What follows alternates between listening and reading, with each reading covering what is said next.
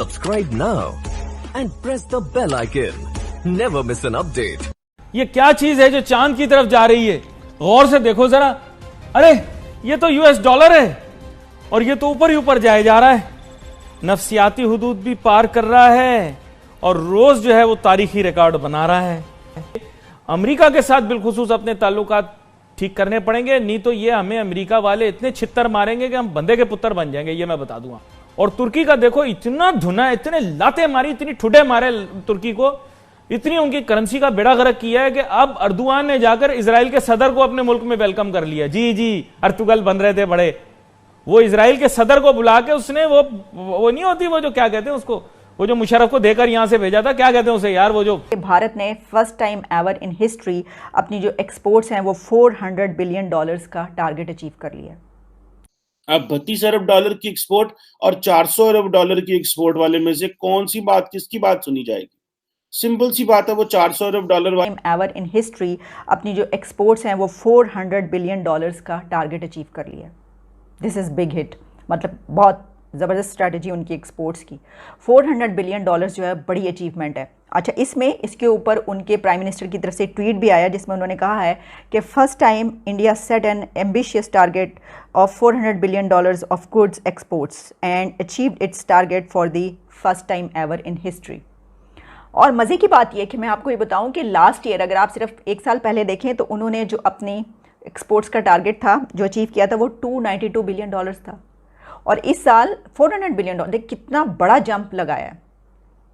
और इसमें ये भी बात है कि ये नहीं है कि आईटी की जो है प्रोडक्ट्स हों या इस तरह से, नो, ये जो $400 बिलियन की एक्सपोर्ट्स हैं ये टेंजिबल गुड्स हैं जो वो थ्रू कोरियर भेजते हैं पूरी दुनिया में। मतलब उनके जो भी प्रोडक्ट्स हैं, जो भी एक्सपोर्ट्स हैं वो हैं ये, इसमें आईटी की प्रोडक्ट्स या इस तरह से कोई वो नहीं है। तो ये एक बड़ी बात है और मैं समझती हूँ कि अगर आपके जो नेबर हैं वो इतने ज़्यादा कंपटीशन में आपसे आगे हों तो अच्छी बात है, मुकाबले की फ़ज़ा तो बहुत अच्छी होती है। हमें भी जो है मुकाबले में आगे बढ़ना चाहिए और अपनी एक्सपोर्ट्स को बढ़ाना चाहिए। लेकिन प्रॉब्लम ये है कि हम अपनी एक्सपोर्ट्स पर, वैसे तो प्राइम मिनिस्टर इमरान खान ने कहा था कि उनके जो ये इरा है, उनके जो 3-4 साल हैं, इसमें एक्सपोर्ट्स बहुत ज़्यादा बढ़ी हैं। अब कितनी बढ़ी हैं ये मुझे नहीं पता, लेकिन मसला ये है कि एक तो हमारी एक्सपोर्ट्स हैं थोड़ी सी और फिर हम कोई तवज्जो नहीं देते। हम देख लें ना किस किस्म के कामों में हम फंसे हुए हैं और कहाँ हम, तो हमारी एक्सपोर्ट्स, इसी को आप देख लें, जिस तरह मैंने बात की ट्रेड की, तिजारत की, कि वो दोनों कंट्रीज़ कितने एक दूसरे के दुश्मन समझे जाते हैं, वो अपनी ट्रेड जारी रखे हुए, लेकिन हमने अपनी ट्रेड जो है वो ख़त्म कर दी। हमने नहीं की। हम इतने बड़े चौधरी बनते हैं, प्रधानमंत्री बनते हैं, इसको क्या करना चाहिए? अगर आप एक चीज को देखें कि इंडिया की जो एक्सपोर्ट्स हैं वो $400 बिलियन के टारगेट पे पहुंच गई है, और ये एक बहुत बड़ा, अब पाकिस्तान की एक्सपोर्ट जो है वो $32 अरब पे है।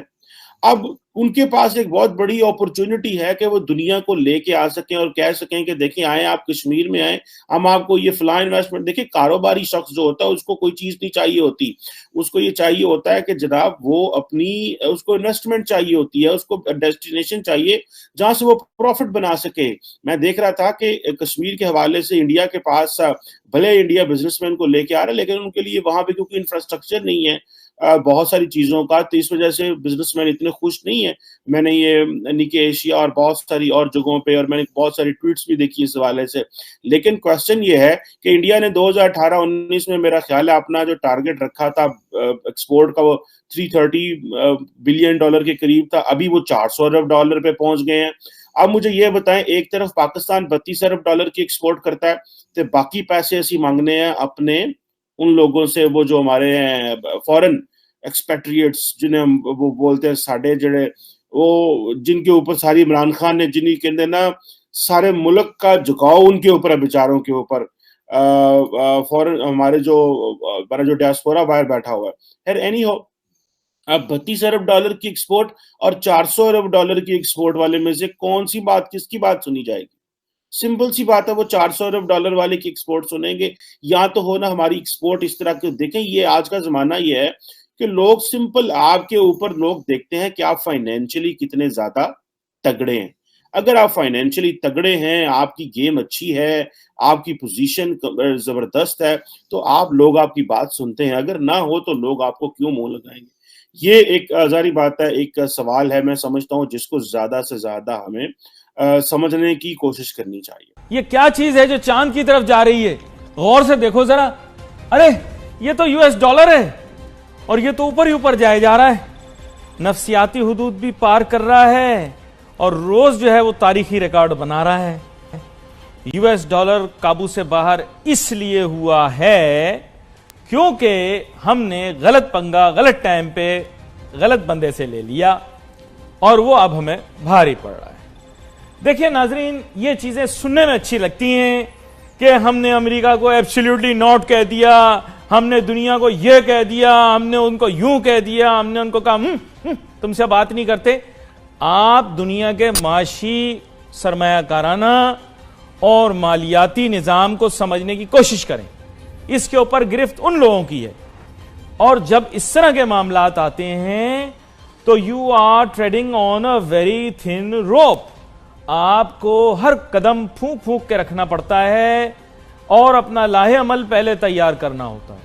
यह अर्तुगल की तरह बनकर घोड़े पे बैठ के टन टन टन टन टन टन दुनिया भर से पंगे लेना प्रोग्रामों में अच्छा लगता है, क्योंकि अब आपको पता होगा कि असरा बिल्किस भी नोटू कमाने के लिए बेचारी क्या क्या करती है। हाँ, हलीमा खातून, आप में से तो 90% लड़के उससे शादी करना चाहते थे। क्यों भाई, एजाज सही बोल रहा हूं? वो देखो अभी सही कबूले कह रहा है।